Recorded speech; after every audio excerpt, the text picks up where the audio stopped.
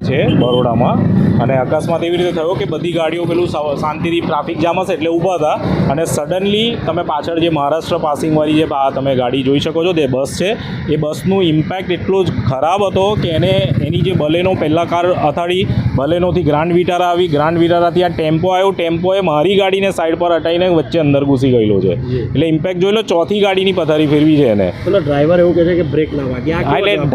એ તો સાહેબ એ તો એવું જ હોય ને હવે બ્રેક ના વાગી એટલે કે બ્રેક વાગી નહીં કે બ્રેક હતી જ નહીં પહેલાં એ ચેક કરાવો ને બસની સ્પીડ કેમ હશે આટલી એ છે કોઈ સિસ્ટમ આ સરકાર પાસે તો એ ચેક કરાવી લો પહેલાં. શું નામ તમારું? સ્વપ્નિલ પટેલ.